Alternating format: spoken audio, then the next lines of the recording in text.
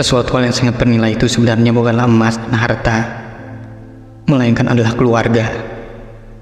Sebuah kalimat yang sangat cocok untukku. Namaku Bima. Sudah lebih dari 3 tahun aku selalu terkena perselisihan dengan keluargaku. Aku merupakan anak tunggal. Bisa dibilang aku anak satu-satunya. Dan aku sudah bekerja di sebuah bar atau klub malam dengan menjadi seorang waiter. 9 tahun yang lalu, aku selalu bertengkar dengan kedua orang tuaku.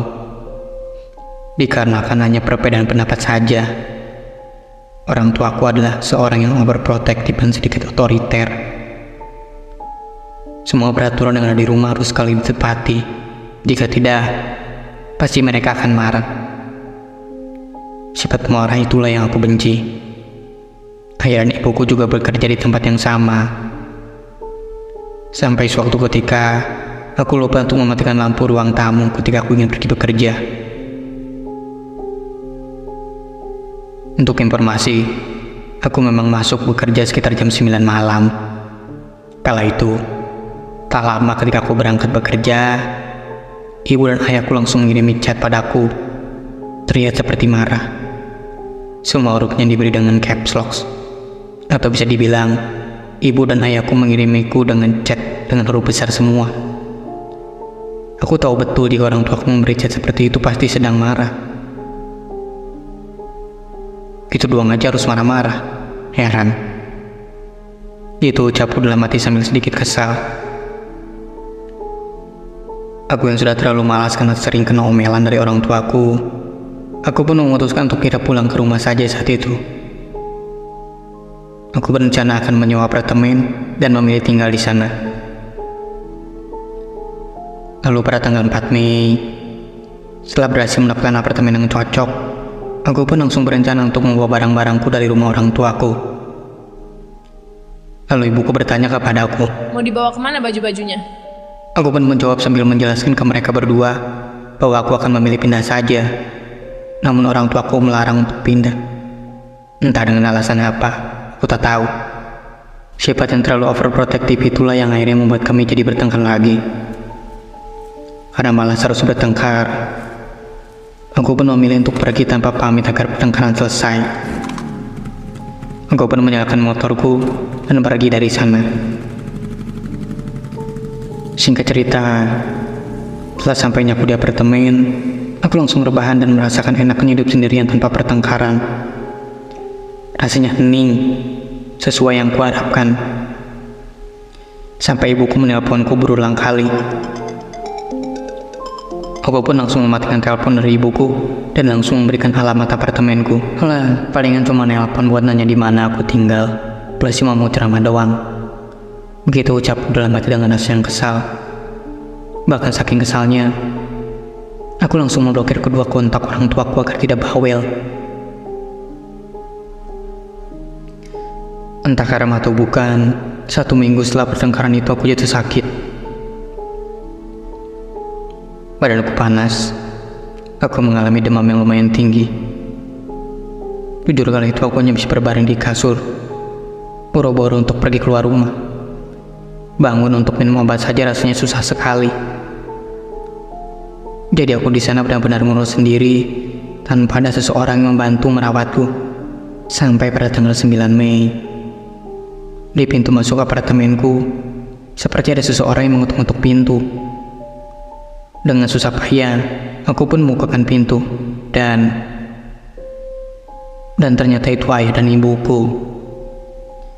Tanpa sepengetahuanku, mereka menjengukku ke apartemen. Jujur aku pun terharu oleh mereka berdua. Ya, meskipun 1 minggu yang lalu kami telah bertengkar hebat, mereka berdua masih ingat padaku. Aku pun langsung menjamu mereka dengan senang hati. Ayah dan ibuku terlihat selalu tersenyum padaku, seolah menandakan mereka sudah berubah menjadi lebih baik. Aku pun sangat senang kala itu. Ya, melihat orang tua aku menjadi orang yang lemah lembut padaku. Tak banyak perkataan yang keluar dari mulut ayah dan ibu. Dan aku pun hanya meminta maaf kepada orang tuaku sambil berbaring di kasur dengan fisik yang masih lemah.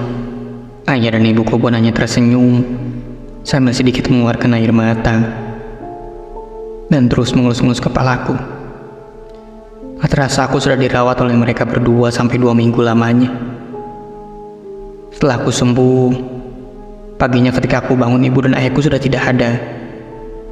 Mungkin mereka langsung pergi bekerja tanpa pamit padaku, begitu pikirku. Sampai pada pukul 7 malam aku pergi ke rumah orang tuaku. Karena hanya di jam 7 malam atau jam 8 malam saja mereka sudah sampai di rumah. Singkat cerita, sesampainya aku di rumah orang tuaku, aku pun langsung mengetuk-ngetuk pintu rumah. Namun tak ada jawaban. Artinya mereka masih belum pulang. Tapi ku lihat rumah terang benderang dan mobil kedua orang tuaku pun masih ada di garasi. Seharusnya sih mereka udah pulang. Aku pun tak mau pikir panjang. Aku langsung masuk ke rumah orang tua aku menggunakan kunci candangan. Setelah aku masuk, keadaan rumah terlihat sepi. Aku pun memilih untuk istirahat saja dan tidur di kamarku. Tahu lagi pula nanti mereka juga akan pulang, begitu pikirku. Karena memang orang tuaku itu suka mengikuti pengajian di masjid setelah pulang kerja. Esokan harinya, aku terbangun karena ada suara Pak RT yang memanggilku. Aku pun langsung membukakan pintu dan langsung menyuruh Pak RT masuk. Setelah Pak RT masuk ke rumahku, Pak RT bertanya padaku. Katanya, aku udah sibuk apa sampai tidak pulang ke rumah?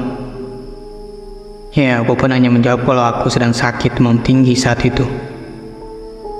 Pak RT pun tersenyum padaku dan mendoakanku agar kedepannya sehat-sehat selalu. Ya, dan Pak RT pun langsung menjelaskan niatnya datang ke sini untuk menemui. Pak RT mengatakan kalau dia cuma ingin menyampaikan pesan dari ayah dan ibuku. Ayah dan ibuku mengatakan kalau mereka minta maaf jika pernah menyakiti perasaanku. Karena itu semua dilakukan untuk diriku agar lebih baik. Ya, aku pun hanya mengiyakan saja. Dan tak lama Pak RT mengatakan padaku kalau ibu dan ayahku sedang meninggal sekitar 2 minggu yang lalu. Jujur aku syok mendengar berita itu. Aku pun sempat tak percaya terhadap apa yang dikatakan oleh Pak RT kala itu. Dan sebelum ku bertanya lebih jauh, Pak RT sudah mengajakku ke pemakaman kedua orang tuaku. Jujur saat itu aku hanya menangis sejadi-jadinya. Menurut Pak RT dan tetangga yang mengenal ayah dan ibuku, mereka berdua sudah meninggal sejak tanggal 6 Mei. Ayah dan ibuku meninggal sehabis pulang bekerja karena ingin menyalip sebuah bus dan akhirnya tertabrak oleh mobil lain dari arah berlawanan. Setelah itu langsung dilarikan ke rumah sakit dan meninggal di sana. Aku pun hanya terdiam sambil menangis. Lalu siapa yang merawatku saat aku sakit kemarin? Dan yang membuatku ingin tambah menangis ketika Pak RT memberikan ponsel milik kedua orang tuaku. Setelah aku lihat-lihat, ternyata pada tanggal 4 Mei di saat aku tidak sampai ke apartemen, di mana ketika ibuku selalu menelponku, ternyata itu bukan untuk mengomel, melainkan untuk meminta maaf. Bahkan pada keesokannya aku juga meminta maaf dengan mengirimiku sebuah chat. Namun aku tak sempat membaca atau membalas pesan dari kedua orang tuaku. Iya, karena aku sudah terlanjur memblokir kontak mereka. Jujur aku pun merasa menyesal sekali. Rasanya ingin lebih baik saja aku yang mati. Namun takdir sudah seperti ini. Dan setelahnya aku mencoba bertobat dan memilih pekerjaan yang diperbolehkan oleh agamaku. Dari kejadian ini, aku belajar bahwa tak ada sesuatu yang berharga selain orang tua.